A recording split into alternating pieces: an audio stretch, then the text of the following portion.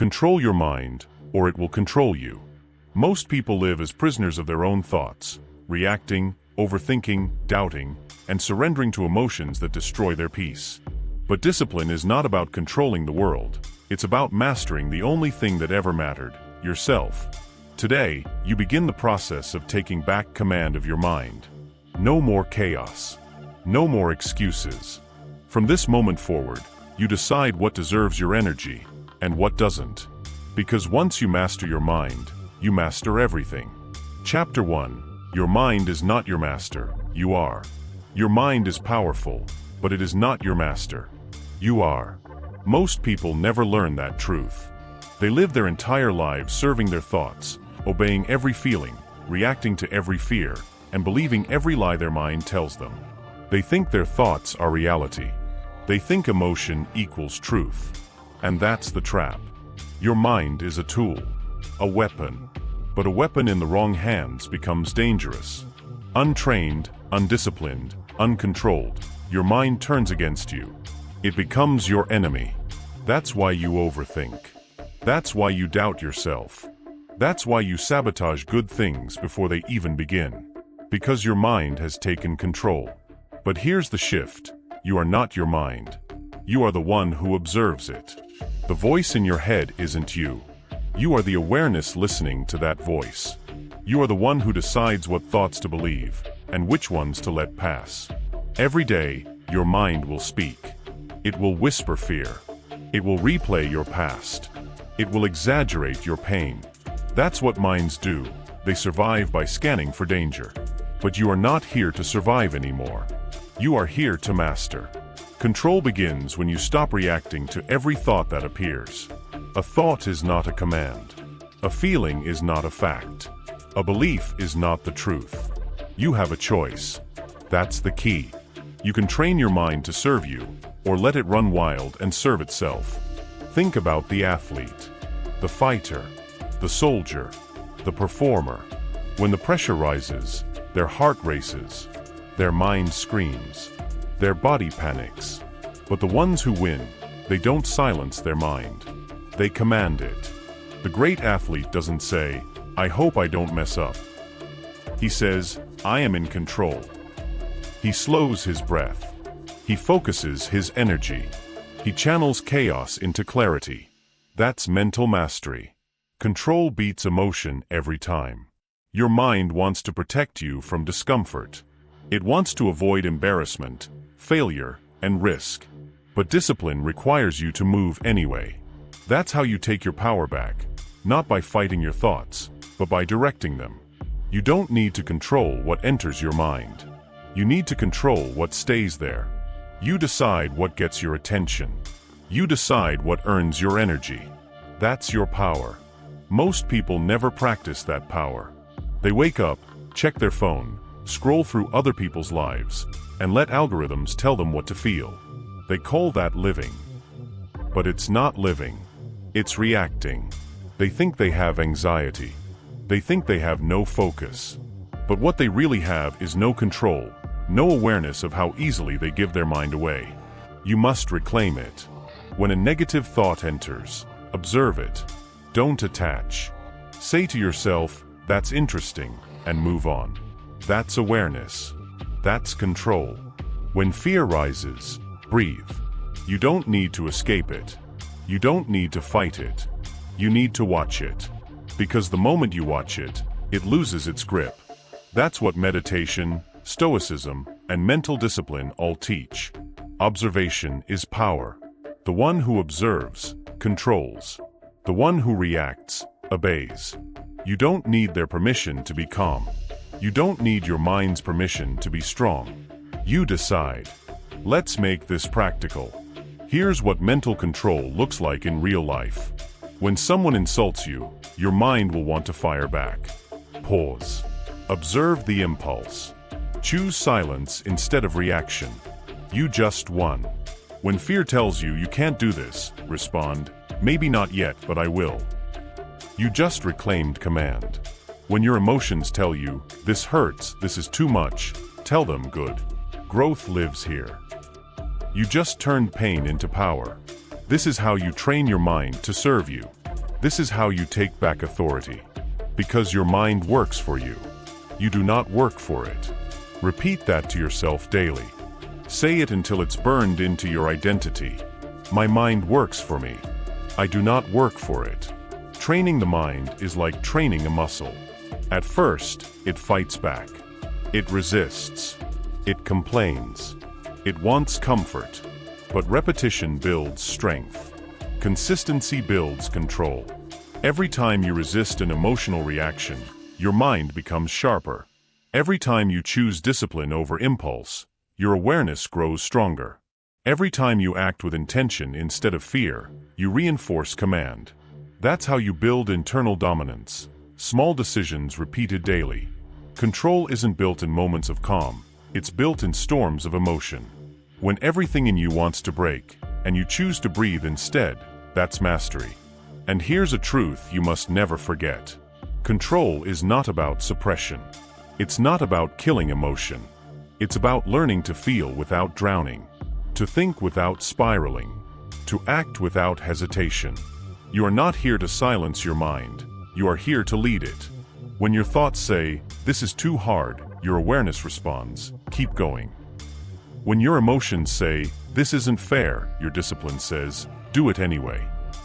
That's the battle. That's the power. You are the commander. Your mind is the soldier. The soldier fights.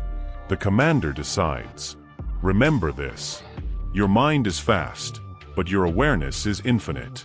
Your thoughts are loud, but your discipline is louder.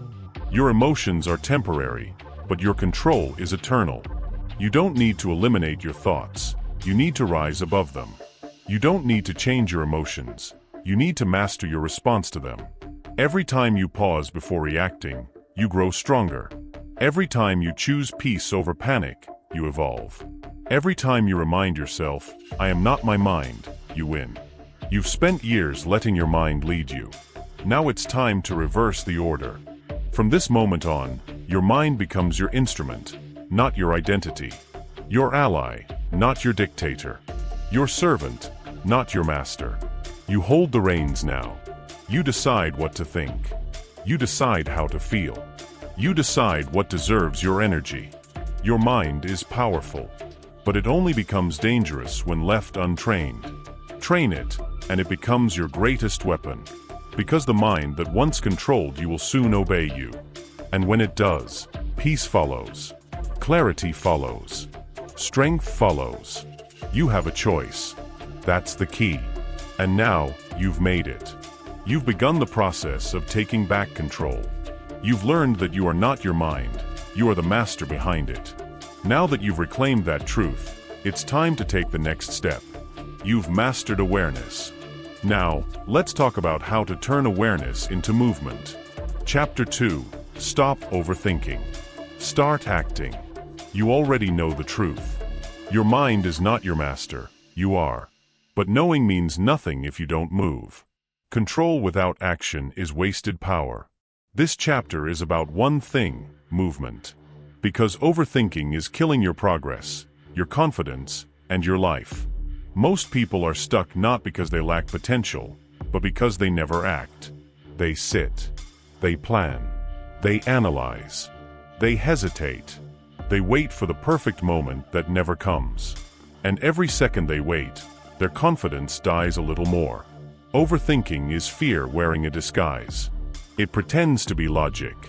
It pretends to be wisdom.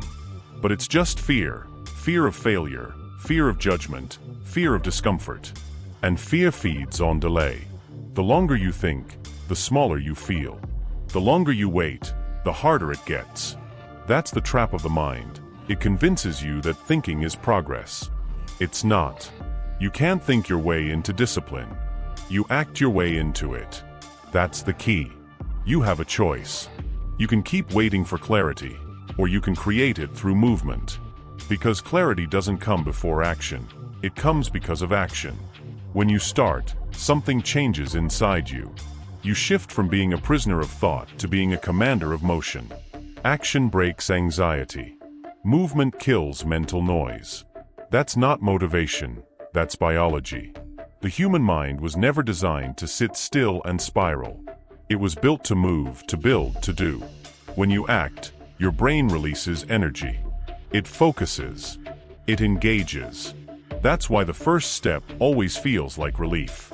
The athlete doesn't wait to feel ready. The soldier doesn't wait to feel calm. They move first, and calm follows. You're not stuck because you're broken. You're stuck because you keep thinking instead of doing. You don't need another plan. You need a decision. You don't need more motivation. You need momentum. Overthinking tells you, wait until you know more. Action says, start, and you'll learn along the way. Overthinking says, what if I fail? Action says, then I'll adjust and keep going. Overthinking paralyzes. Action liberates. That's the difference between people who dream and people who win. Winners don't have less fear, they just move through it faster. Let's make this real. Imagine two people with the same goal, to start a business. The first spends months planning, researching, watching videos, doubting. The second spends one day planning, then starts selling. 1 year later, the first person is still thinking. The second has learned from 100 mistakes and built something real. That's the cost of overthinking. It robs you of time you can never get back. The mind loves comfort. It convinces you that thinking is safer than trying. But safety is the enemy of growth. You grow by doing what makes you uncomfortable. It's not about confidence. It's about commitment. It's not about feeling ready. It's about being willing. You don't need to believe it will work. You just need to move anyway.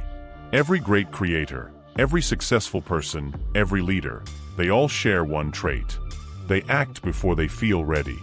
They understand that movement creates energy. When you start doing, you activate feedback. You see what works, what doesn't. You learn. You adapt. That's how you grow. That's how you evolve. But overthinkers never get that feedback because they never begin. They wait for perfect. They wait for certainty. And in that waiting, life passes them by. You have a choice. You can live in your head, or move with your hands. You can think about the life you want, or start building it today. You don't need permission. You don't need a guarantee. You need a first step. Here's how to kill overthinking in your daily life. Step 1. Limit the decision window. When faced with a choice, give yourself a countdown. 5 seconds to decide, 10 minutes to act. That's it. No debate. No spirals. The longer you wait, the louder fear becomes. The quicker you move, the quieter it gets. Step 2. Start small. Your brain resists massive change, but it embraces small action. Don't aim for perfection, aim for progress. If you can't run 5 miles, walk 1. If you can't finish the book, read 1 page. If you can't overhaul your life, change 1 habit today. That's how momentum begins. Step 3. Focus on consistency, not results. Overthinkers obsess over outcomes. Discipline focuses on process. Because process builds progress. And progress creates peace. You don't need to know where you'll end up. You just need to know you're moving. Here's what happens when you start moving. Your confidence grows. Your focus sharpens. Your fear shrinks. Because your brain now has proof that you can act despite doubt, proof that you can handle uncertainty, proof that you are in control. That proof changes everything. It's not about talent. It's not about luck. It's about momentum. Momentum gives birth to confidence, and confidence gives birth to mastery. You don't get confident, then act. You act, then get confident. That's the formula. Always has been. So when your mind starts spinning, when the what-ifs start screaming, stop feeding them. Move your body. Take 1 step. Send the message. Make the call. Do the thing. Action is your therapy. Overthinking is a form of control, the illusion of it. You think if you analyze every outcome, you can avoid pain. But all you do is trade progress for paralysis. You can't control every result. You can only control your effort. So, put your energy where it matters, in movement. Because every minute you spend in hesitation is a minute you could have spent growing. You don't need their approval. You don't need the perfect plan. You just need to start. And once you start, never stop. Remember, the mind that overthinks is the mind that fears. The mind that acts is the mind that leads. You are not here to be safe. You are here to be effective.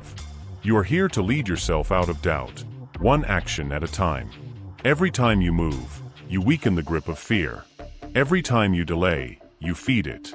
Choose which one you'll strengthen today. Let's make it simple. You will never think your way into your best life. You will act your way into it. You don't need the answers. You need the discipline to move without them. You don't need the plan. You need the courage to start with none. Because the people who succeed aren't the smartest. They're the ones who move first and figure it out later. Stop overthinking. Start acting. That's the command. That's the challenge. You are no longer a slave to hesitation.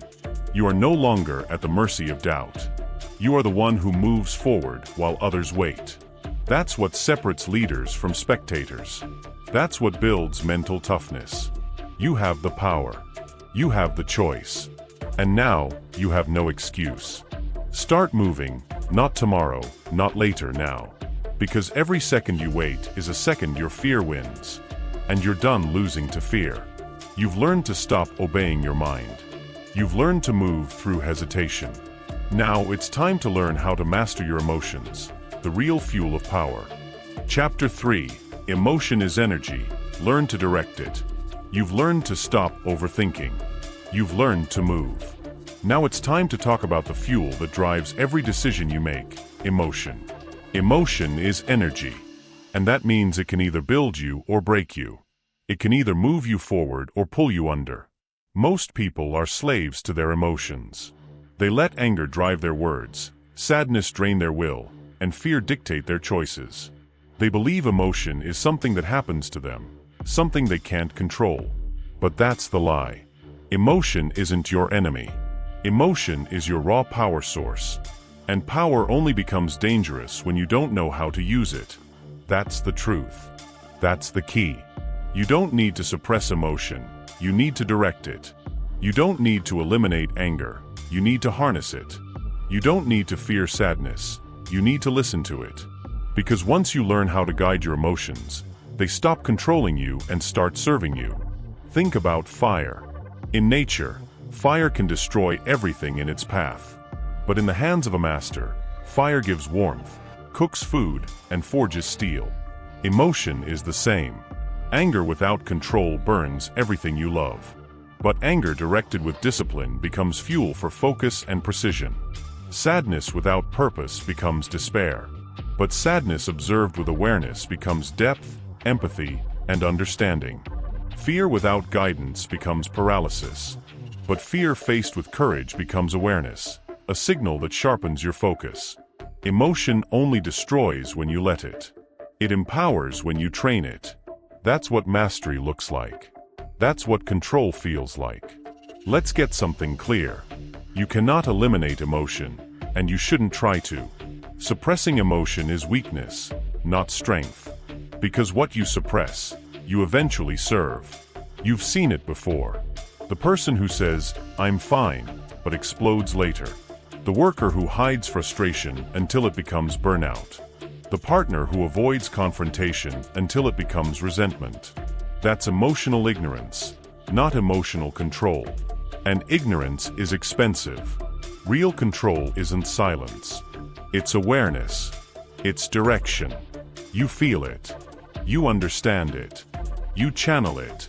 That's emotional intelligence in its rawest, most practical form.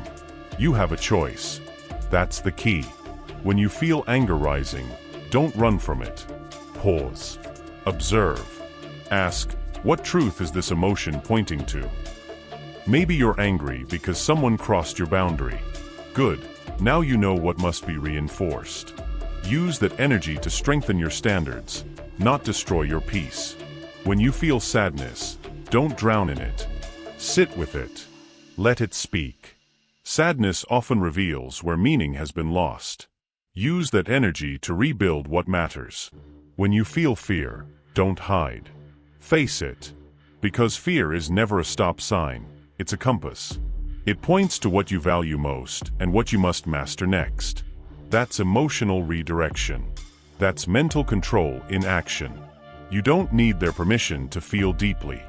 You don't need to apologize for emotion. You just need to lead it instead of follow it. Let's take a real-world example. Imagine an athlete moments before a championship game. Heart pounding, palms sweating, every emotion surging at once. Fear, excitement, pressure. An undisciplined mind says, "I'm nervous." A trained mind says, "I'm ready." Same energy, different direction. That's the difference between chaos and control, between panic and performance, between emotion controlling you and you controlling emotion. The greatest warriors, entrepreneurs, and leaders all share this skill. They feel everything, but they obey nothing. They let emotion fuel their mission, not dictate it. Here's what you must understand. Emotion isn't weakness. Emotion is data. It's information about your internal state, your desires, your values. When you learn to read that data, you make better decisions. Anger shows you what matters. Fear shows you where to grow. Joy shows you what aligns with your purpose. Disgust shows you what violates your standards. Every emotion has a message. Your job is to listen, then lead. That's how you become emotionally powerful instead of emotionally fragile. You've seen what happens to people who never learn this. They explode under pressure. They quit when criticized. They chase validation to soothe insecurity. They're loud, reactive, unstable. But strong people, mentally tough people, they do the opposite. They stay silent when others shout. They move with precision when others panic. They don't chase peace, they create it. Because they understand something most people never will. Emotion is energy, and energy must be directed. When you direct emotion into discipline, you become unstoppable. When you direct emotion into purpose, you become magnetic. When you direct emotion into consistency, you become dangerous, in the best way possible. Let's turn this into practice. Step 1. Name it. When emotion hits, label it immediately. Don't say, "I'm upset." Say, "I'm frustrated because this matters to me." Naming emotion separates you from it. It moves you from reaction to awareness. Step 2. Reframe it. Every emotion can serve you if you frame it right.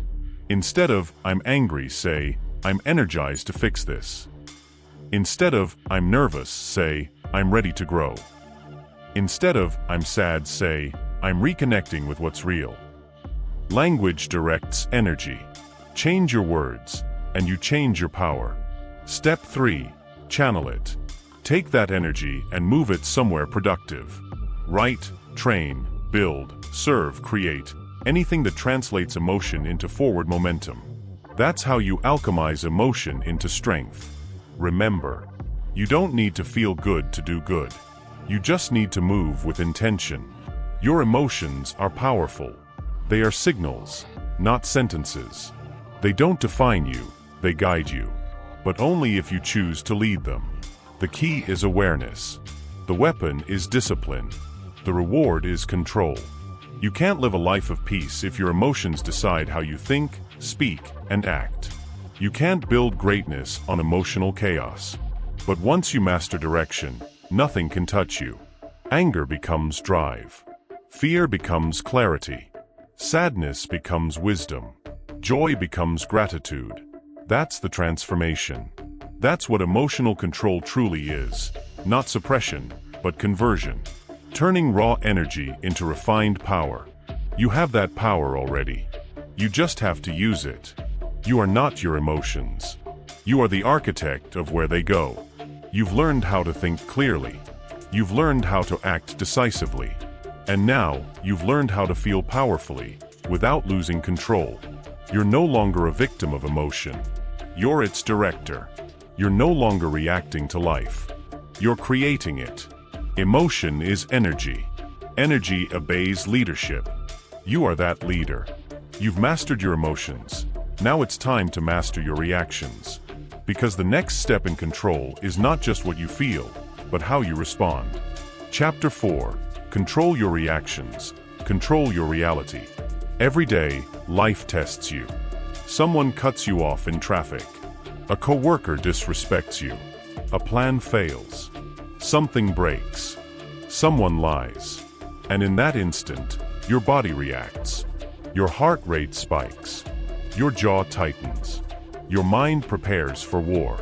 But what happens next, that tiny pause between stimulus and response, defines everything about your strength. Because control isn't about avoiding chaos. It's about mastering yourself when chaos shows up. That's where power lives. That's where peace lives.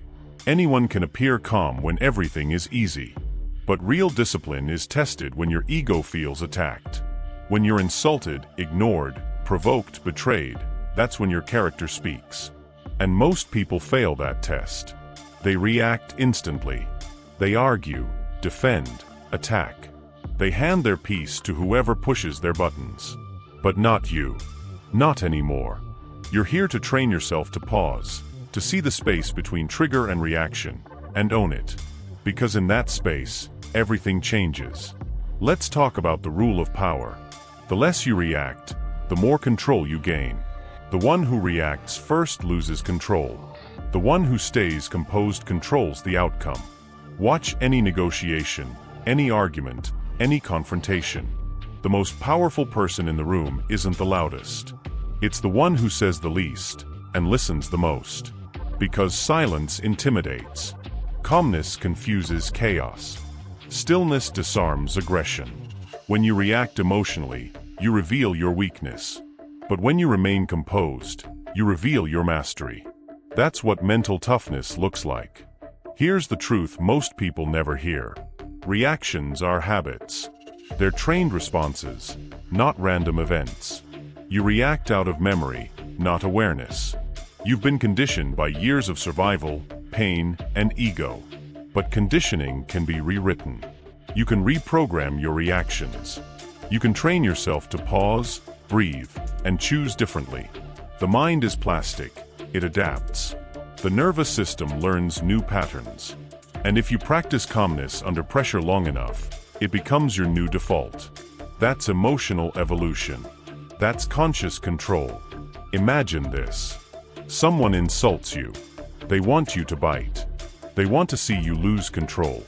But instead of reacting, you pause. You breathe. You let silence stretch. In that silence, their power dissolves. Because they realize they can't reach you anymore. You've outgrown their level of chaos. That's control. That's dominance through discipline. You didn't fight. You didn't shout. You simply refused to engage. You didn't match their energy. You redirected it. That's what strength feels like when it matures. Let's break this down into principles. 1. Reacting is emotional debt. Every time you react out of anger or insecurity, you spend emotional energy you can't afford. You weaken your focus. You drain your peace. And for what? To prove something to people who don't matter? Every outburst costs you control. Every argument steals your stillness. Every reaction reinforces the idea that others can dictate your state. Stop paying that price. Start protecting your peace. 2. Responding is power. Responding means you process before you act. You observe before you speak. You decide before you move. Responding is intentional. Reacting is impulsive. Responding builds respect. Reacting destroys it. 3. Silence is a strategy, not surrender. Most people mistake silence for weakness. But silence is the language of mastery. It says, I hear you, but I won't match you. It says, you can't pull me into your storm. It says, I choose my energy, you don't. That's control disguised as calm. Understand this. Your reactions are your reputation. People don't remember what you said. They remember how you handled it. The calm leader earns trust. The reactive one loses it. The composed partner earns respect. The emotional one erodes it. Your ability to stay centered when tested determines how far you rise in life. Because life doesn't reward the loud, it rewards the steady. It doesn't reward the fastest, it rewards the most focused. It doesn't reward the one who wins arguments, it rewards the one who wins control. That's how mental toughness manifests in real life. Here's the truth. You don't control what happens. You control how you interpret it. And that interpretation shapes your entire reality. Two people can experience the same event. One feels destroyed, the other feels challenged. Same event. Different reaction. Different reaction. Different life. It's not the world that breaks you. It's your interpretation of it. And you control that. That's what it means to control your reality. Let's make this practical. When someone disrespects you, don't defend your worth. You already know your value. Let their words expose their weakness, not yours. When plans fail, don't spiral. Step back. Reassess. The calm mind sees solutions the reactive one misses. When life feels unfair, don't complain. Adjust your approach. Learn the lesson. Move again. That's quiet resilience. Your control is in your composure. Your peace is in your pause. Your growth is in your ability to wait, observe, and act only when it matters. Here's a secret. Most problems disappear when you stop reacting to them. Not because they magically go away, but because your energy is no longer feeding them. The fire dies when it loses oxygen. And your reaction is oxygen. Don't give chaos your air. Starve it with silence. Feed your focus instead. That's how peace is built. Not by eliminating noise, but by refusing to respond to it. Every time you react calmly, you rewire your nervous system for strength. Every time you breathe instead of explode, you're becoming more unshakable. Every time you choose silence over chaos, you're reinforcing power. That's how emotional mastery is built, moment by moment, pause by pause, breath by breath. It's not about being emotionless. It's about being untouchable. And when you reach that state, nothing external controls you anymore. Not words. Not failure. Not delay. You become calm in storms, composed under fire, and steady under pressure. That's when you realize, peace was never out there. It was in the pause all along. You don't need to win arguments anymore. You don't need to explain yourself anymore. You don't need to defend your peace anymore. Because you've learned the secret. You control your reactions, and therefore, you control your reality. You can't control the world, but you can control how you show up in it. And when you master that, the world bends differently around you. You become a calm force in a chaotic world. You move slower, but with precision. You speak less, but with impact. You feel deeply, but express wisely. That's what mastery looks like. That's what peace feels like. You've controlled your emotions. Now you've mastered your reactions. And the next level? It's not just how you feel or react, it's how you think. Because the mind that rules thought rules destiny. Chapter 5. Master your thoughts. Master your world. Everything begins with a thought. Every feeling, every action, every victory, every failure, it all starts in your mind. Before you quit, you think I can't. Before you succeed, you think I will. Before you act, you think, consciously or unconsciously. Your world is not shaped by circumstance. It's shaped by interpretation. And your interpretation is controlled by thought. That means if you can master your thoughts, you can rewrite your reality. That's not motivation, that's physics. Because thoughts become focus, focus becomes action, and action becomes results. That's the chain of control. But here's the truth. Most people never control their thoughts. Their thoughts control them. The average mind is a noisy place. It's filled with doubts, fears, memories, regrets, and fantasies. A storm of mental chatter that never stops. That chatter runs your life, unless you learn to take the wheel. And if you don't, that noise becomes your narrative. You start believing every anxious thought is truth. You start assuming every worry means danger. You start accepting mental chaos as your identity. But it's not. Your thoughts are not you. They're the weather, passing patterns of energy. You are the sky, the observer, the one who chooses which clouds to follow and which to let drift away. That's the key. You have a choice. You can observe your thoughts without obeying them. You can choose which ones deserve attention and which ones deserve silence. That's where freedom begins. Let's get brutally honest. Your thoughts are either training you or trapping you. If your mind is full of self-doubt, you'll shrink. If it's full of excuses, you'll stagnate. If it's full of fear, you'll freeze. But if it's full of clarity and direction, you'll move mountains. That's the law of internal dominance. You can't build a strong life on a weak mindset. You can't lead others when you're led by fear. You can't create peace when your mind is a battlefield. You have to take back control.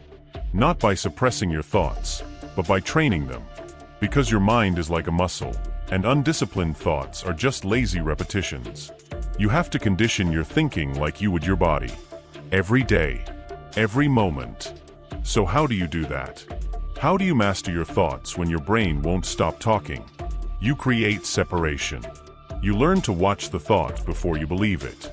When your mind says you're not good enough, pause. Ask, is that truth or just fear?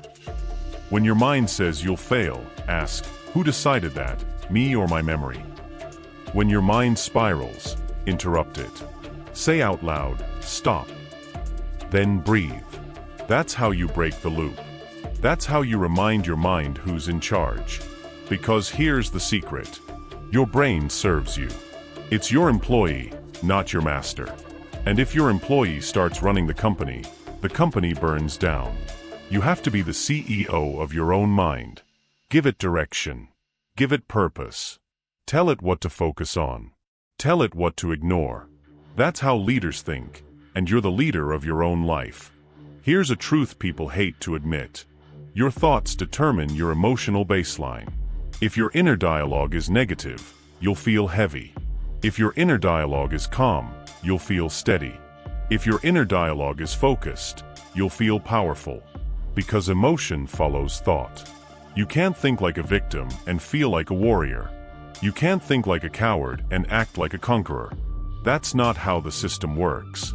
You must change your thinking to change your energy.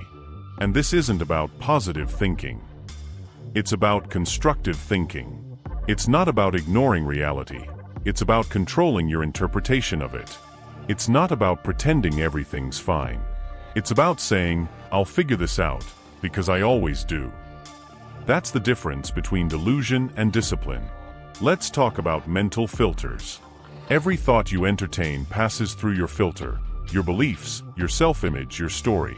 If your filter says, I'm unlucky, you'll find proof of it everywhere. If your filter says, people can't be trusted, you'll notice betrayal in every interaction. If your filter says, I always find a way, you'll find opportunities others miss. The filter creates the focus. The focus creates your world. So what's your filter saying about you? What story is your mind repeating that keeps you small? And more importantly, are you ready to rewrite it? Because you can. You can replace I can't with I will. You can replace I'm broken with I'm rebuilding. You can replace I failed with I learned. That's mastery, not over the world, but over your perception of it. Here's what separates the mentally strong from the mentally weak. They think deliberately. They don't let random thoughts dictate mood or behavior. When negativity shows up, they observe it, learn from it, and move on. When doubt creeps in, they question it, not themselves. When fear appears, they face it instead of feeding it. They are thinkers, not reactors. They use the mind as a tool, not as a prison. And that's what you're becoming right now. Someone who doesn't believe every thought that crosses their mind. Someone who can step back, analyze, and act from clarity instead of chaos. That's the next level of control. Remember, your thoughts shape your focus. Your focus shapes your habits. Your habits shape your destiny. If you don't control the first step, you lose control of the rest. That's why mental discipline isn't optional, it's essential. You can't afford to think like everyone else and expect a different outcome. You can't afford to feed fear and expect peace. You can't afford to chase validation and expect clarity. You have to guard your mind like sacred territory, because it is. Your peace lives there. Your potential lives there. Your power lives there. Protect it. Train it. Master it. Every morning, before the world grabs your attention, grab your own. Decide what kind of thoughts deserve your energy. Decide who you want to be mentally before the day begins. You set the tone, not your phone, not the news, not the noise. You. When your thoughts become disciplined, your emotions stabilize. When your emotions stabilize, your actions sharpen. When your actions sharpen, your results transform. That's how mastery compounds. That's how transformation becomes permanent. You've learned to control your emotions. You've learned to control your reactions. Now you've learned to control your thoughts, the foundation of all three. You're not the voice in your head. You're the one who decides what that voice says. That's real power. Because once you master your thoughts, you don't just control your mind. You control your world. Now that you've learned to think with discipline, it's time to apply it in the physical world. Because mental strength means nothing without daily structure. Chapter 6. The discipline of routine.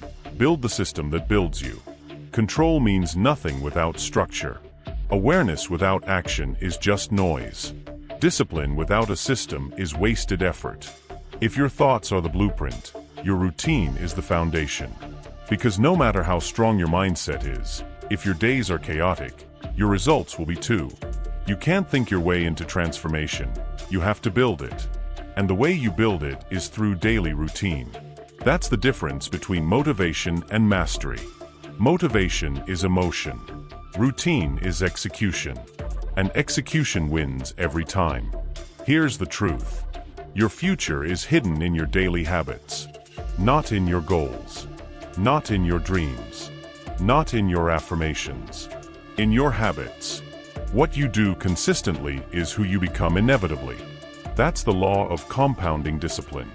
You don't become strong by working out once. You don't become wise by reading one book. You don't become peaceful by meditating one morning. You become those things through repetition. Deliberate, boring, disciplined repetition. That's what no one wants to hear. Because the truth isn't glamorous. It's grind. But that's also where the magic happens. Because when you learn to love routine, you free yourself from the need for motivation. And that's when you win. Think of routine as scaffolding for your mind. It gives your disciplined structure to stand on. It reduces decision fatigue. It anchors your focus. You don't have to wake up every day and ask, "What should I do?" You already know, because your routine decides for you. That's how high performers think. They automate discipline. They eliminate noise. They create systems that remove the need for constant willpower. Because willpower is a battery, and it runs out. Systems don't. Let's be clear. Your routine reveals your priorities. If your mornings are chaotic, your mind will be too. If your schedule is inconsistent, so will your progress be. You can't build calm from chaos. You can't build strength from spontaneity. You can't build mastery from mood. You build it through structure, through disciplined design. Every part of your day should reflect intention. What time you wake up. What you feed your mind. How you spend your first hour. Where your attention goes when it's tired. It all matters. Because small habits become big results. Let's talk about the power of morning. The first hour of your day dictates the quality of the next 23. If you begin with chaos, you carry chaos. If you begin with clarity, you carry clarity. That's why disciplined people guard their mornings like gold. Before the world starts pulling at them, they take control of their state. They move their body. They focus their mind. They set their tone. Because once you control your morning, you control your momentum. You don't start your day reactive. You start it ready. That's the foundation of emotional control in motion. You must design your day like an athlete designs training. Every block of time has a purpose. Every habit serves a mission. Every repetition moves you closer to mastery. You're not just living, You're building. You're not just surviving, you're sculpting. That's what discipline looks like when it matures. It's quiet, predictable, relentless. And it's not about perfection, it's about consistency. Because perfection collapses under pressure. Consistency compounds over time. You don't need the perfect plan. You need the discipline to keep showing up when the plan feels boring. That's where transformation hides, not in bursts of energy, but in long, unglamorous stretches of repetition. Here's something no one tells you. Routine isn't restrictive. It's liberating. Because the more structure you build, the less chaos you feel. When you know what your next step is, anxiety disappears. When your day has rhythm, your mind has peace. You stop chasing balance and start creating it. Freedom doesn't come from doing whatever you want. Freedom comes from knowing exactly what matters and sticking to it. You're not trapped by your routine. You're supported by it. Because discipline doesn't confine you. It refines you. Now, let's make this practical. Start simple. You don't need a 50-step morning ritual or a 10-hour grind schedule. You need a few sacred non-negotiables, the pillars that build your day. Movement. Move your body early. It sets your physiology for focus. When the body moves, the mind follows. That's the trigger for energy, clarity, and mental alignment. Stillness. Spend time in silence, even 2 minutes. Train your mind to start from calm instead of chaos. That's how you maintain control before the world demands it. Direction. Write your priorities. Not 10, just 3. Decide what matters most before distractions decide for you. If you do just those 3 things consistently, you'll be ahead of 99% of people. Because most people start their day reacting, you'll start it leading. And when you build that kind of rhythm, something profound happens. Your mind starts trusting you. It stops fighting your goals because it sees proof of consistency. It learns that when you say you'll do something, you actually do it. That's self-respect. And self-respect is the highest form of emotional control. You'll stop negotiating with laziness. You'll stop bargaining with weakness. You'll stop needing motivation. Because you'll have built something stronger, identity. Your routine becomes who you are. You no longer try to be disciplined, you simply are. That's the power of systems. That's the difference between wishing and working. You don't need more time, you need more order. You don't need more motivation, you need more structure. You don't need more intensity, you need more consistency. That's what separates professionals from amateurs. That's what separates leaders from dreamers. Routine is the bridge between discipline and destiny. And the moment you commit to it, truly commit, everything changes. Your peace stabilizes. Your mind sharpens. Your energy aligns. You start living by design, not by default. You stop chasing control, because you've built it into your life. That's the system that builds you. A structure that sustains strength, focus, and emotional balance, every single day. You don't wait for the perfect moment anymore. You create it, every morning, through discipline. That's the quiet rhythm of mastery. That's the unshakable routine of the mentally strong. And when your days become intentional, your life becomes unstoppable. Because once you build your system, the system builds you. You've learned to control your emotions. You've learned to master your thoughts. Now you've built the foundation, daily structure. Next, it's time to go deeper. To learn the one element that sustains all discipline, patience. Chapter 7, The Power of Patience. Why winners wait while others quit. Everyone wants to win fast. They want success now. Results now. Recognition now. But the truth? The greatest power in the world belongs to the ones who can wait. Patience isn't weakness. It's the ultimate form of strength. Because patience means control.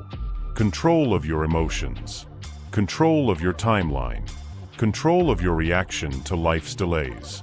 Anyone can move fast when everything's going right.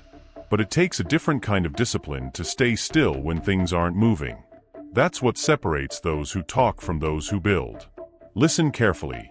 Impatience destroys more dreams than failure ever could. Because impatience makes you quit just before the breakthrough. It convinces you that slow progress means no progress. But the truth is, slow progress is still progress. You don't plant a seed and dig it up every day to see if it's growing. You water it. You trust the process. You wait. That's how life works. That's how growth works. But people forget that. They expect instant results, instant validation, instant payoff. And when it doesn't come, they fold. Patience is the weapon of the elite. It's the discipline to endure the waiting without losing focus. It's the maturity to delay gratification when everyone else is chasing quick comfort. Because comfort kills urgency, and impatience kills consistency. You want to win? Then you must understand this. You don't need more speed, you need more stamina. You don't need motivation, you need patience. Because motivation fades. Patience endures. Patience is not sitting back and doing nothing. It's working hard, every single day, without demanding a reward today. It's showing up when no one is watching. It's building quietly while others are complaining loudly. That's power. That's what winners do. The impatient mind says, I need results now. The patient mind says, I'm building something that lasts. That's the difference between a sprinter and a marathoner. Between noise and legacy. Think about the greats, the athletes, the thinkers, the creators. They didn't just show up once and win. They waited. They trained. They endured rejection, failure, and obscurity. They learned to wait for the right moment while others were rushing for the wrong one. Patience is not passive. It's precise. It's not sitting still. It's holding your energy until the time is right. It's like pulling back a bowstring. The longer you hold, the farther your arrow flies. That's what patience does. It amplifies your power. But here's the problem. People equate waiting with wasting. They think if they're not getting results, they're losing time. No. You're gaining wisdom. You're gaining endurance. You're gaining control. Every season of waiting is preparing you for the moment of impact. You can't rush timing. You can't force growth. You can't demand harvest without planting seeds first. You can't be trusted with success if you can't handle waiting. That's the test life gives you before every breakthrough. Can you wait without breaking? When things don't move fast, your ego screams. It tells you you're falling behind. It compares you to others. It pushes you to quit. But that's the trick. That's how average people lose. They confuse motion with progress. But the disciplined don't chase motion, they chase mastery. Patience is emotional control in time form. It's choosing not to react to delay with doubt. It's staying consistent, even when you feel forgotten. That's what separates the unstoppable from the impatient. Let me tell you this, life rewards the ones who stay in the game. Not the loudest, not the flashiest, not the fastest, but the ones who refuse to leave when it gets boring, slow, or hard. Because that's when most people give up. That's when your advantage begins. You have to stop treating time like your enemy. Time is your ally. Every delay is teaching you something. Every setback is refining your discipline. Every season of waiting is strengthening your spirit. You want to build an unshakable mind? Then learn to wait without losing faith. Learn to delay without doubting. Learn to keep moving forward when the finish line is still far away. Because that's the road the strong walk. Repeat this to yourself. I am not late. I am being prepared. Say it until you believe it. Because the impatient think life owes them results. But the patient know life is testing them for readiness. And only the ready receive what they can sustain. If you want to build something legendary, your career, your body, your peace, you have to accept that it takes time. There are no shortcuts to strength. No hacks to wisdom. No instant version of greatness. The price of mastery is time. And the currency is patience. The impatient mind rushes to finish. The patient mind builds to last. You can finish something fast, or you can finish it right. That's the truth no one wants to hear. Because patience isn't exciting, it's rare. And that's why it's valuable. Patience is how you win when the noise fades. It's how you survive when the trend changes. It's how you endure when everyone else burns out. Because patience builds depth, and depth never disappears. You have a choice. You can quit when things take too long. Or you can trust the process, stay consistent, and outlast everyone who doesn't. That's your power. That's your discipline. Stop counting the days. Start making the days count. Stop comparing your timeline. Start controlling your habits. Because patience doesn't mean doing nothing. It means doing the right things, long enough, until they work. That's what winners do. They wait while others quit. They build while others complain. They prepare while others panic. And when the time comes, they move, and everyone else wonders how they did it. You've learned patience. You've learned control. Now it's time to talk about the next level of mental toughness, the art of staying calm under chaos. Chapter 8. Calm is a superpower. How to stay cool when everything falls apart. When everything goes wrong, most people panic. They lose focus. They lose control. They let emotion drive the wheel, and then they crash. But the ones who win, they stay calm. Always. Because calm isn't natural. It's trained. It's a weapon. Calm doesn't mean you don't feel pressure. It means pressure doesn't change your performance. It means your mind stays steady when the world starts shaking. That's real strength. Not the loud kind, not the angry kind, but the quiet, controlled kind. Anyone can look confident when things are easy. But when things fall apart, your true self shows. Chaos reveals character. And calm is the ultimate proof of mastery. You can't fake calm. You build it, through discipline, repetition, and control. Every time you face a challenge and choose patience over panic, your power grows. Every time you take a breath instead of reacting, you train your mind to lead instead of follow. That's what calm really is, leadership over yourself. You see, panic is the mind's way of saying, I'm not ready. But calm says, I've been here before. Even if you haven't, that mindset changes everything. Because chaos doesn't destroy the prepared, it reveals them. When everything falls apart, your instincts will scream, react now. Fix it fast.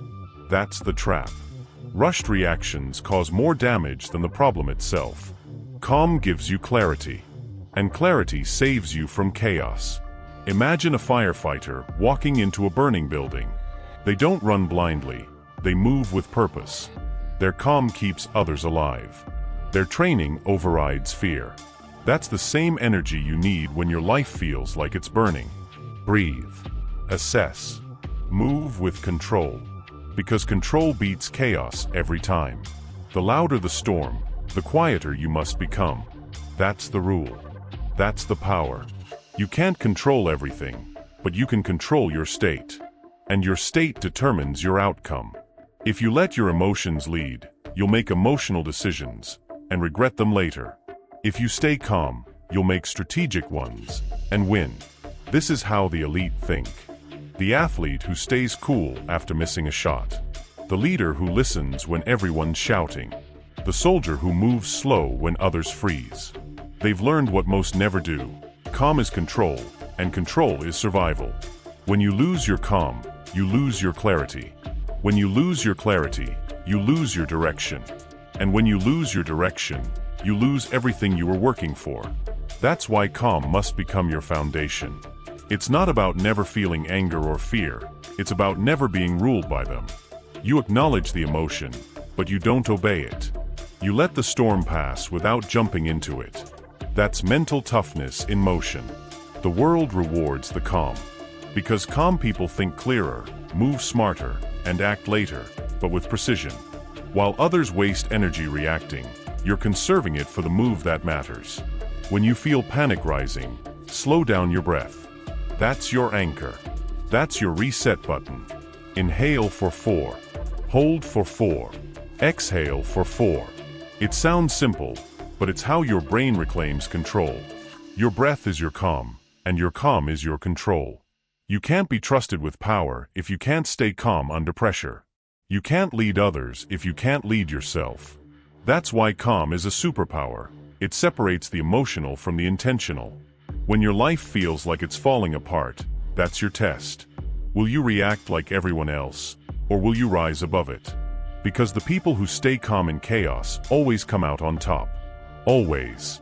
Not because they're lucky, but because they think while others panic. Understand this. Chaos feeds on emotion. The more you panic, the more power chaos gains. But when you stay calm, chaos loses control over you. It burns itself out while you stay centered. That's what emotional mastery looks like. It's not about being robotic, it's about being rooted. You don't sway with the storm. You hold your ground. You don't crumble under weight. You adjust and carry it. When you're calm, you're dangerous. Because nothing can manipulate you. Fear doesn't drive you. Anger doesn't own you. Pressure doesn't break you. You're untouchable.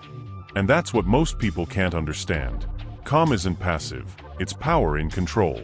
There's a quote worth remembering: "The storm makes the oak take deeper roots." That's what calm does. It grounds you deeper every time life tests you. The harder things get, the stronger your stillness becomes.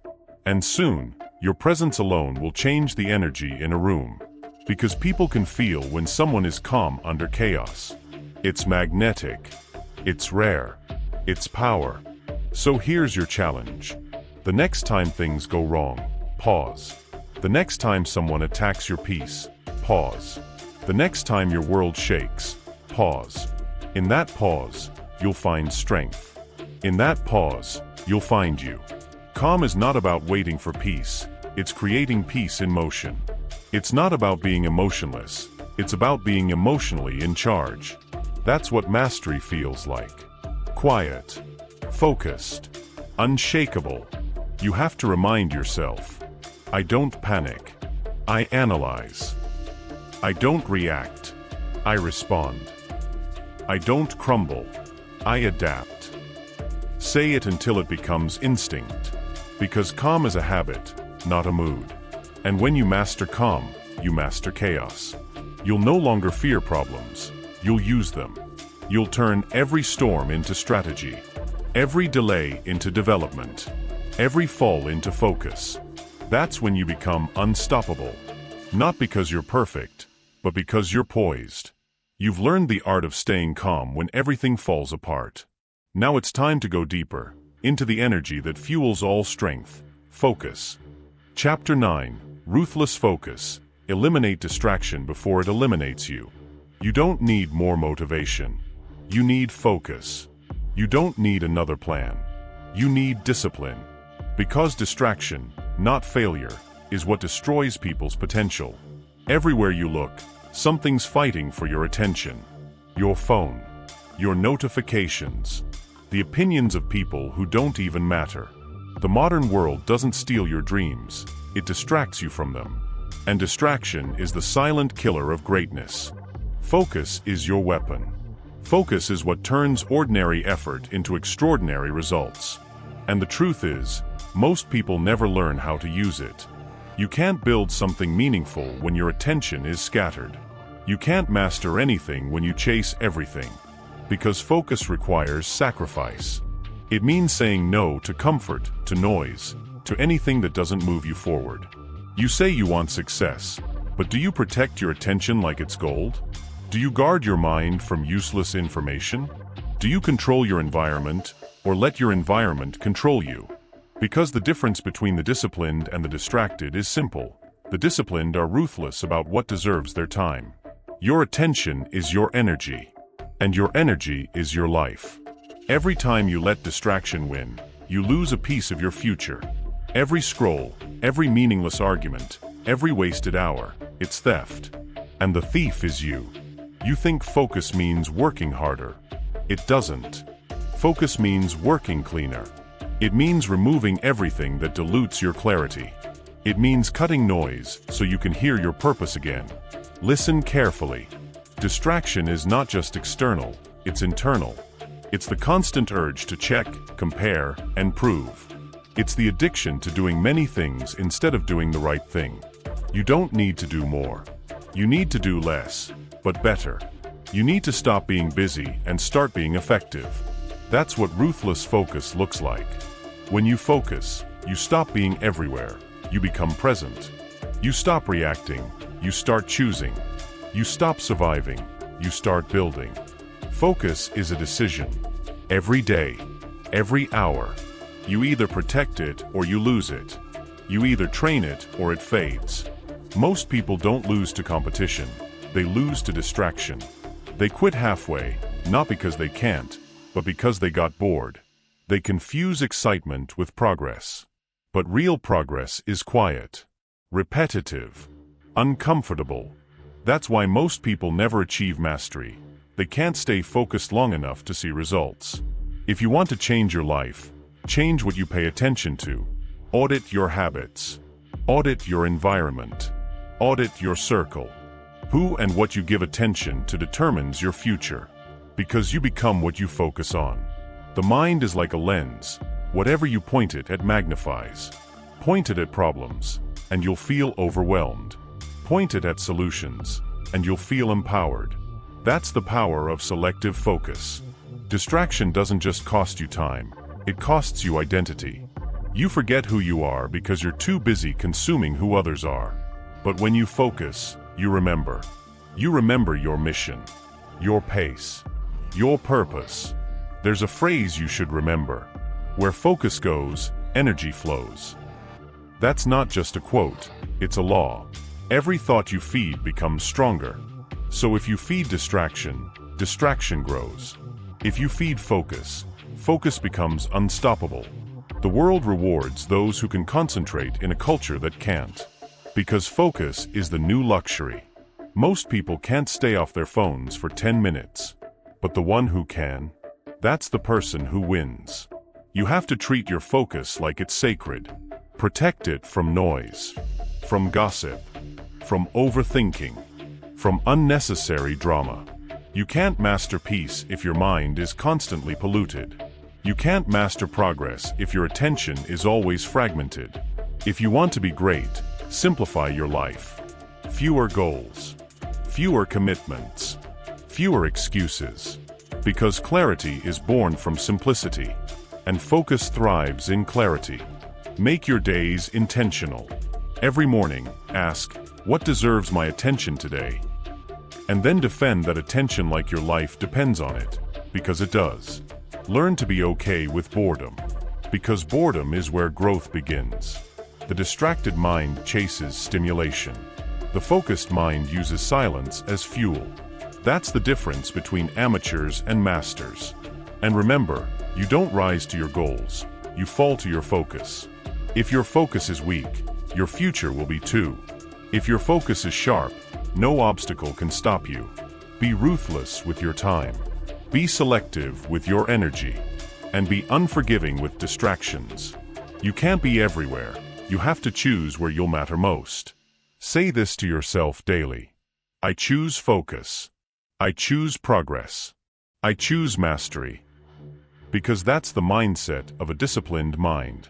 Focus is freedom. It's the ability to move with clarity in a noisy world. It's the art of doing one thing fully while everyone else does 100 things halfway.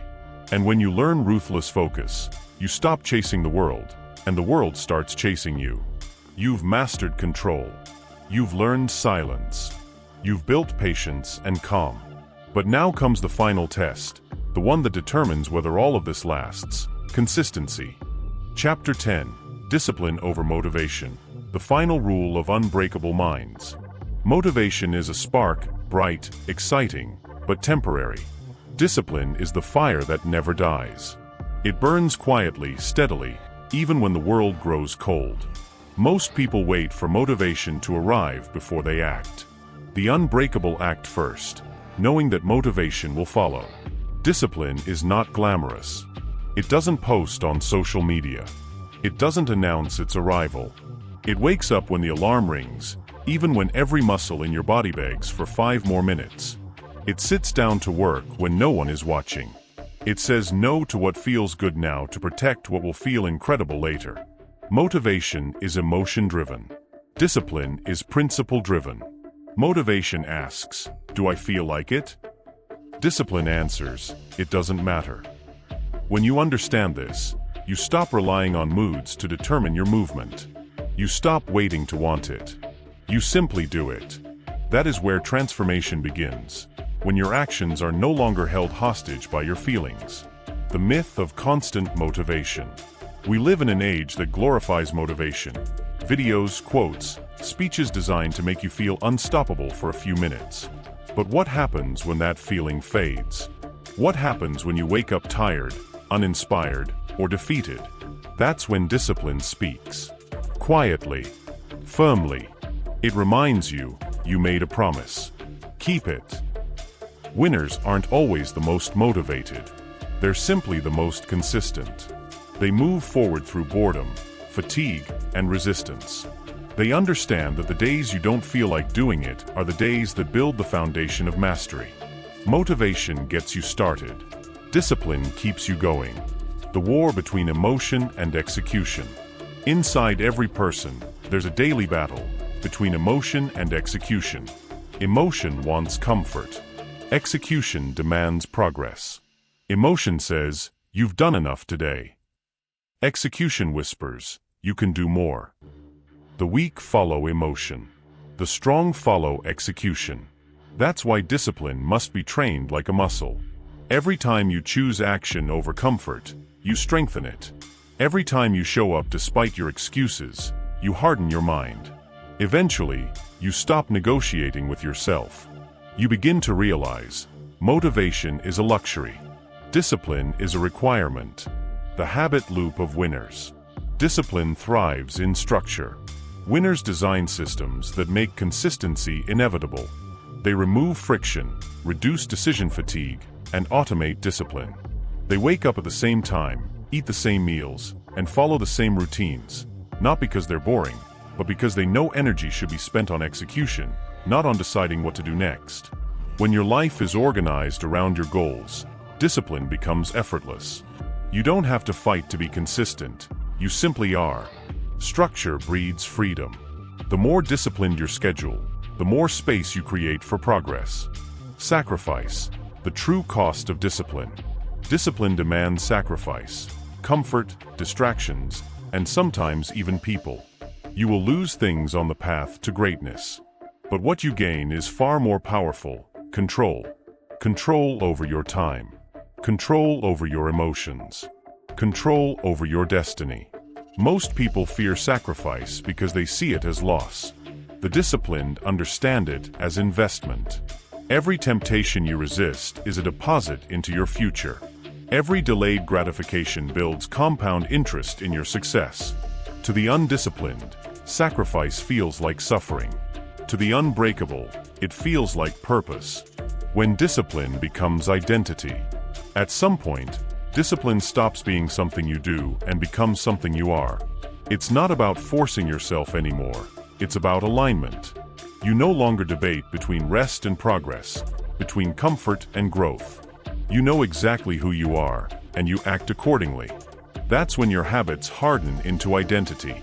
You no longer chase motivation, because your standards are non-negotiable. You've built an internal code, a personal law that governs every decision. When you reach this level, people start calling you lucky, obsessed, or driven. But the truth is simpler: you're just consistent. The final rule of the unbreakable. Motivation fades. Emotions fluctuate. Discipline endures. It is the foundation of all other virtues: focus, patience, mental toughness, and emotional control. Without discipline, nothing lasts. Every great mind you admire, from soldiers to athletes to creators, lives by this law. They know that showing up daily, even when it hurts, even when no one cares, is what separates potential from power. So, if you want to master your mind, if you want to rise above weakness, start here. Build discipline like your life depends on it. Because it does. Discipline is not about perfection. It's about consistency. It's not about always winning. It's about refusing to quit. When the excitement fades, discipline remains. When the world gets loud, discipline stays quiet. And when everyone else gives up, discipline keeps walking. That is the final rule of unbreakable minds. You don't move when you feel ready. You move because you said you would. Chapter 11. The Inner Fortress. Building a mind that nothing can shake. There is a kind of strength that cannot be seen. It doesn't roar, it doesn't flex, it doesn't announce itself. It stands silently, unmovable, unbreakable. It is the strength of a mind that has built its fortress from within. The world will always test you. It will attack your confidence, your patience, your sense of peace. But those who survive and rise above don't do it because they never fall. They do it because they've built walls within themselves that no chaos can penetrate. This is the ultimate goal of emotional mastery and mental toughness. To be calm in the storm, certain in uncertainty, and grounded when everything around you trembles. The world will not get easier. You must get stronger. Many people waste their lives hoping for an easier path. Less stress, fewer problems, smoother roads. But that's not how life works. The path will never soften for you. The only thing that can change is you. When you build your inner fortress, you stop asking for calm seas. You become the storm-proof ship. You stop praying for fewer obstacles. You become the kind of person who climbs over them. Every hardship is a hammer. Every challenge is a chisel. And with each blow, you are shaping the walls of your fortress. The pain is not punishment, it's construction. Guard your gate. What you let in shapes you. Your mind is a fortress, but even the strongest walls can fall if you leave the gates open to the wrong things. What you allow in, the words you hear, the people you surround yourself with, the thoughts you entertain, determines the strength of your defense. Negativity, gossip, comparison, these are invaders that weaken your walls from the inside. You must become ruthless about what enters your mental space. Protect it like sacred ground. Because once your peace is compromised, your focus follows. And when your focus breaks, your discipline crumbles. The strongest people in the world aren't emotionless, they're selective.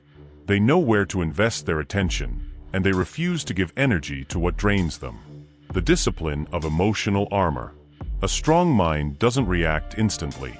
It observes. It pauses. It responds with precision, not impulse.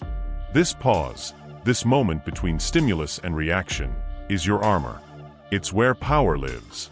Most people throw it away by reacting emotionally to every trigger. But the unbreakable use it to maintain control. You don't have to attend every argument you're invited to. You don't have to explain yourself to everyone who misunderstands you. You don't have to respond to every insult, every doubt, every distraction. Sometimes, silence is the loudest display of strength. Every time you choose calm over chaos, you reinforce the walls of your inner fortress. The foundation, self-respect.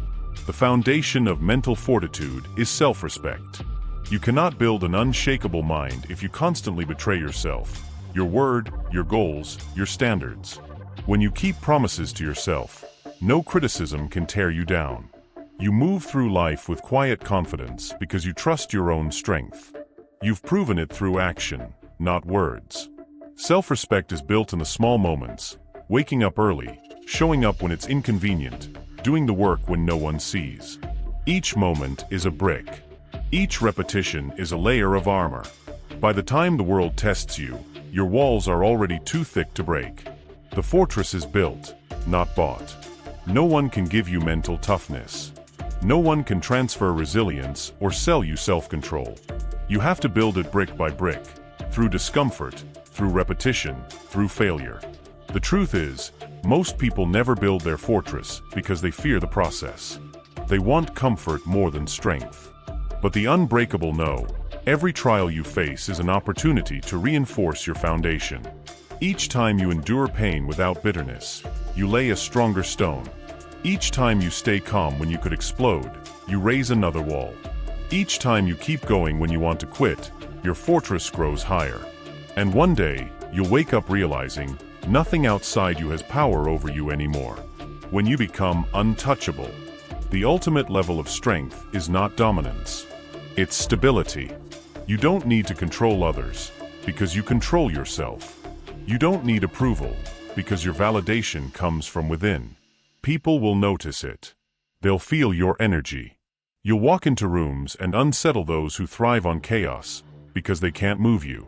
You've become a mountain among waves. This doesn't mean you're cold or distant. It means you're centered.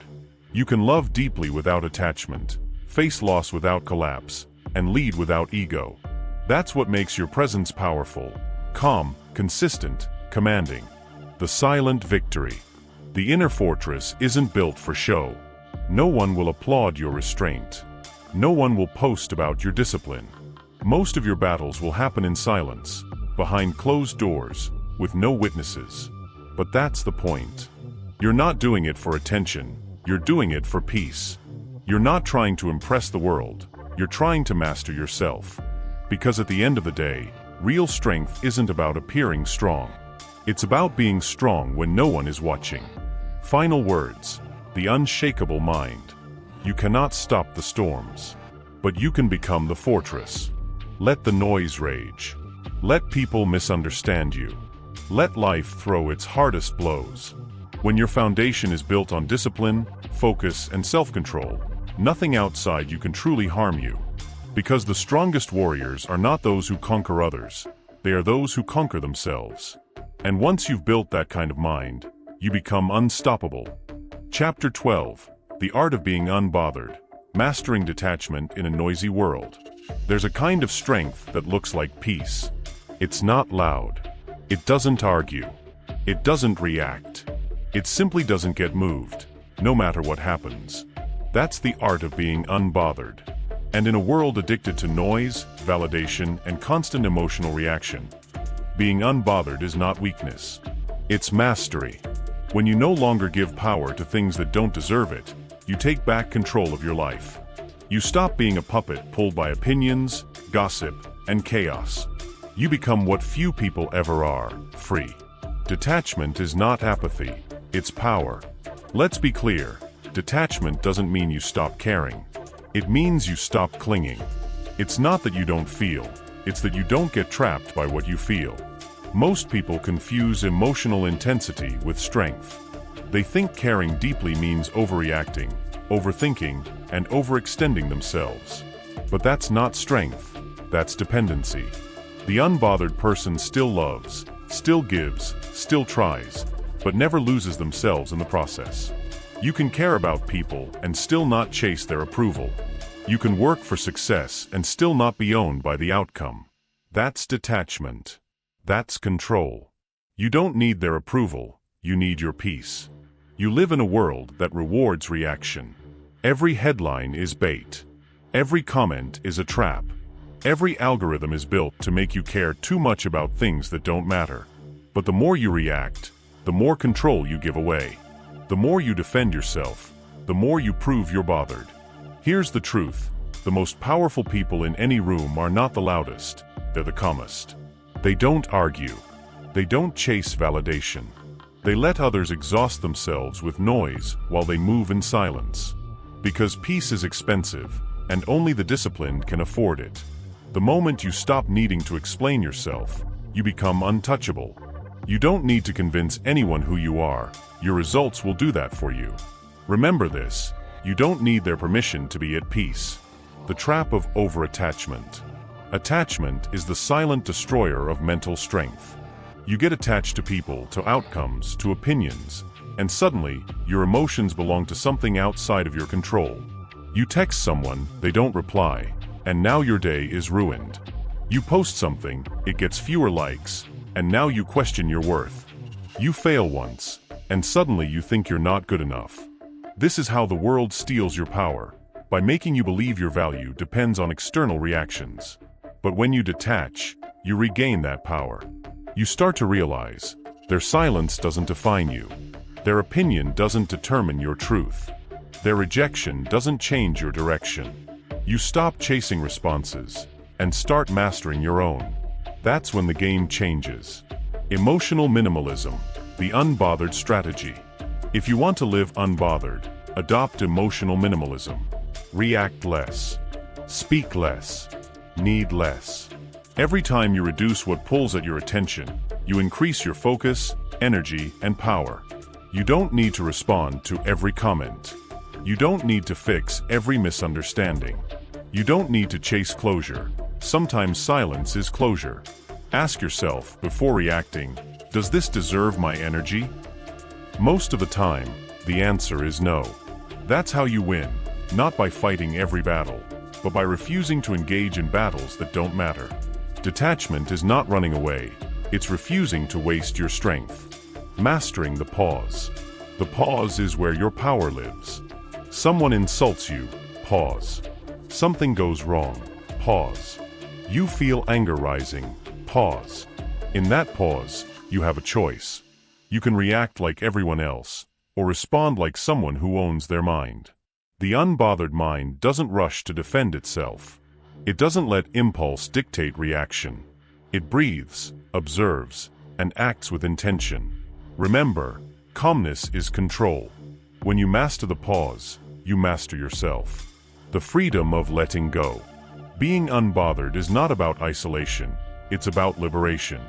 It's letting go of what no longer serves your peace. You let go of needing to be right all the time. You let go of needing everyone to like you. You let go of trying to fix people who don't want to change. Because when you stop holding on so tightly, you finally make space to grow. You stop suffocating your progress with emotional clutter. Peace isn't found by adding more, it's found by subtracting what disturbs it. Stoicism in action. The Stoics said, "We suffer more in imagination than in reality." And they were right. Most of what disturbs you doesn't come from what's happening, it comes from how you think about it.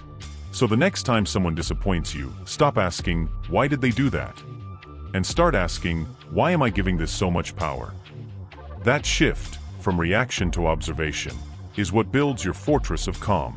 It's not about changing the world. It's about changing how the world moves through you. The power of indifference. Indifference is not coldness, it's clarity. It means you've reached a point where peace matters more than proving a point.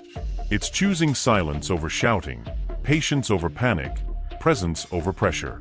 You can't be manipulated by what you're indifferent to. That's why indifference is the ultimate form of strength. No one can control you if nothing outside you has leverage over your emotions. When you reach that state, the world becomes quiet. The noise keeps playing, but you've learned how to mute it. Final words. Choose peace over performance. Every day, the world will try to make you react. Don't take the bait. Your peace is your power. Your calm is your weapon. Your indifference is your armor. Stop trying to prove. Stop trying to win every argument. Stop trying to make everyone understand. You don't need to be louder, you need to be stiller. Because the person who stays calm when everyone else is losing control, that's the person who wins. You've mastered control. You've built discipline. Now, you've learned detachment. The unbothered mind is the ultimate sign of freedom. Chapter 13. Becoming the one who can't be broken. The path to unshakable inner strength. There's a level of strength that most people never reach. It's not built in the gym. It's not bought with money. It's forged in silence, in solitude, and in pain.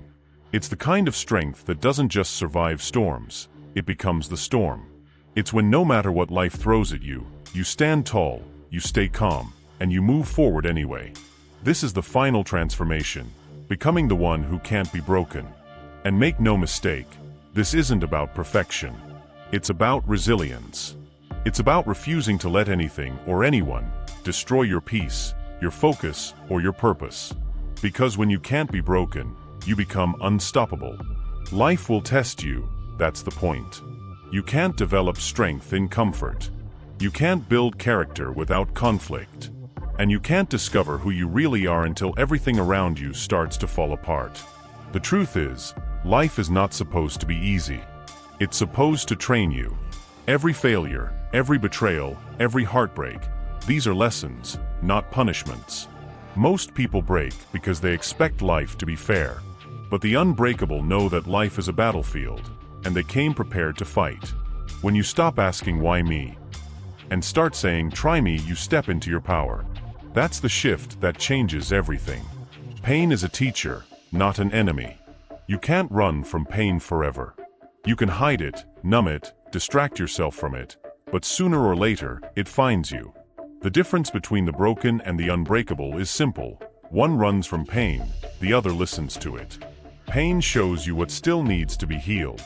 It exposes your weaknesses so you can strengthen them.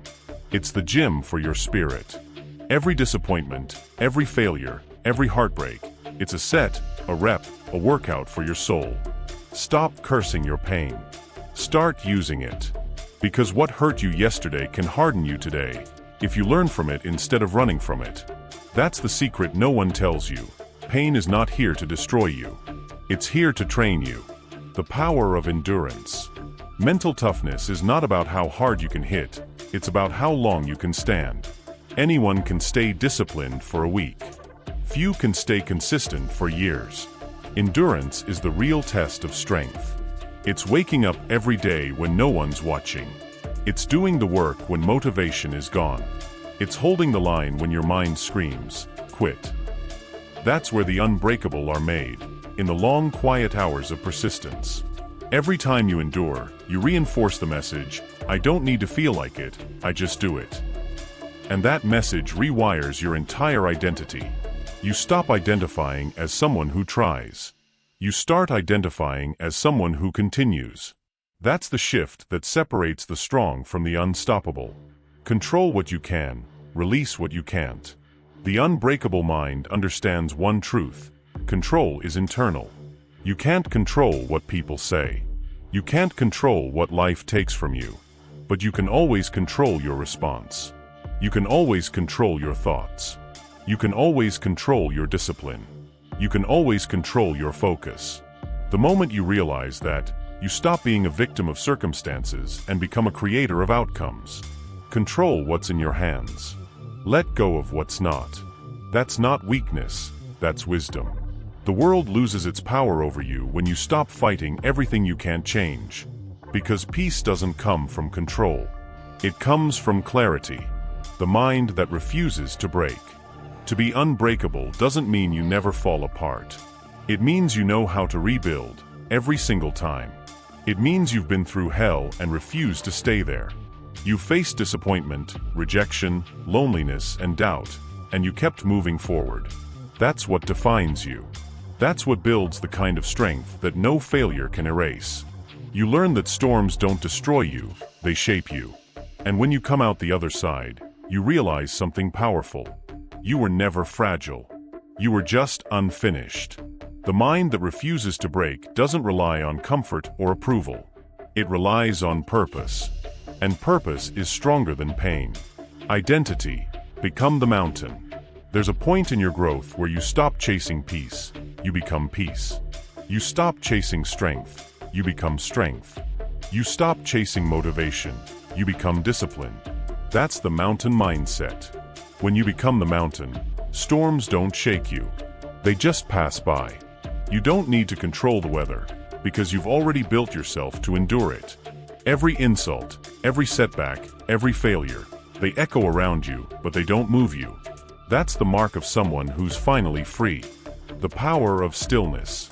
Stillness is not the absence of movement, it's the presence of mastery. It's when you can be in chaos but remain calm. It's when you can feel pain but still move with purpose. It's when your mind is quiet, even when the world is loud. That's what makes you powerful. That's what makes you unbreakable.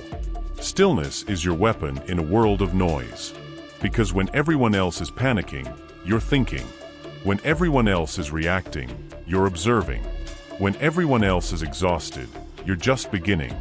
Stillness is control. Stillness is strength. Stillness is your edge. You are the weapon. You've spent your life building this. The discipline, the patience, the emotional control, the focus. Now it's time to realize what you've become. You are the weapon. Your calmness is your blade. Your patience is your armor. Your consistency is your power. No one can take that from you. No one can manipulate it, weaken it, or destroy it, because it's not something you have. It's something you are. That's what it means to be unbreakable. The final challenge. This world doesn't need more comfort seekers. It needs more warriors of peace. It needs people who can stand tall when everything falls apart. Be that person. Be the one who stays calm when others panic. Be the one who stays kind when others turn cruel. Be the one who keeps going when others quit. That's the mark of true strength. Not perfection, not power, but resilience. You have built your fortress. You have trained your mind. You have learned to control your emotions, your reactions, your focus. Now go out there and live it. Show the world what an unbreakable mind looks like. Because when nothing can shake you, you become unstoppable. You are the fortress. You are the weapon. You are the one who can't be broken. Everything you've heard, every chapter, every word, has led to one truth. You are not your thoughts. You are the master of them. You have the power to pause before you react. To stay calm when others lose control. To move with discipline when motivation disappears. That's what separates the ordinary from the unstoppable. Emotional control. Mental toughness. Quiet discipline. These are not traits you're born with. They're skills you build, day by day, decision by decision. So build your fortress. Guard your peace. Choose focus over noise, purpose over comfort, and consistency over excuses. Because when you master your mind, you master your life. Remember this. You can't control the storm, but you can control your ship. You can't silence the world, but you can silence your mind. And once you do, nothing can shake you again. Now go. Go live like the warrior you've become. Calm, focused, unbreakable. Because the world doesn't need more talk, it needs examples. Be the proof that self-mastery is real. You are in control. Always have been. Always will be.